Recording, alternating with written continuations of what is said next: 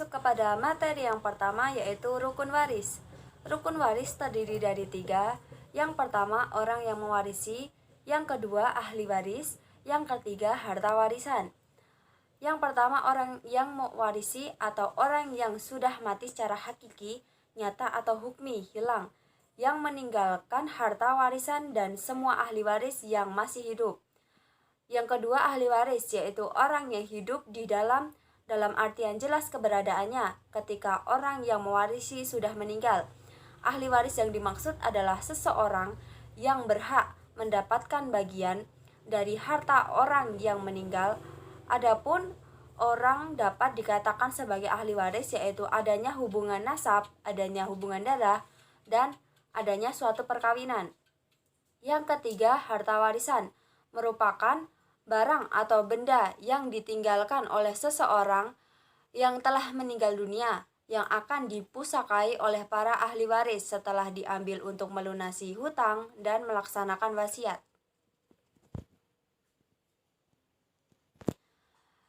Yang kedua, syarat kewarisan. Syarat waris terdiri dari 3. Yang pertama, meninggalnya orang yang mewarisi, mati hakiki, mati hukmi, dan mati tahdiri.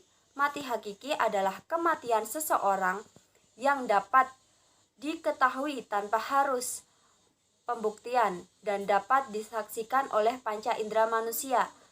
Yang kedua, mati hukmi. Mati hukmi adalah kematian seseorang secara yuridis yang ditetapkan melalui putusan hakim.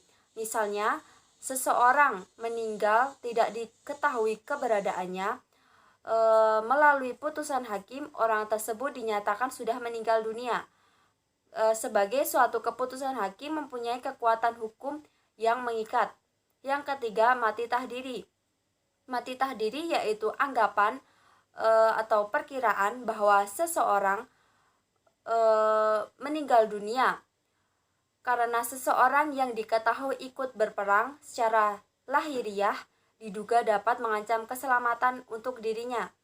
Kemudian, setelah beberapa tahun tidak diketahui keberadaannya, patut diduga secara kuat bahwa orang tersebut sudah meninggal dunia. Yang kedua, hidupnya ahli waris. Bisa dari bayi dalam kandungan. Mengenai masalah anak dalam kandungan, ia dapat mendapatkan harta warisan apabila ia lahir dalam keadaan hidup.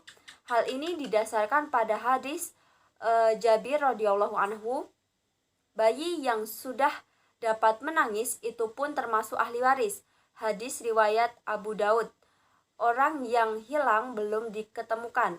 Yang ketiga, mengetahui sebab menjadi ahli waris yang dapat dilihat dari keturunan, kadar, atau hitungan. Materi yang ketiga, sebab-sebab mendapatkan harta warisan. Adapun sebab-sebab mendapatkan harta warisan, yang pertama, akibat pernikahan. Pernikahan yang dimaksud yaitu di mana pernikahan dengan syarat pernikahan yang sah. Jika tidak sah, maka tidak akan mendapatkan suatu harta warisan.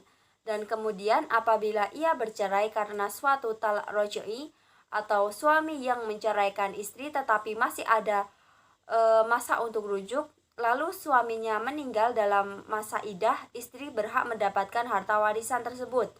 Lalu karena talak bain dalam artian yaitu talak yang tidak dapat kembali, kemudian suami meninggal, maka istri tidak berhak mendapatkan harta warisan. Sebab-sebab mendapatkan harta warisan yang kedua adalah kekerabatan.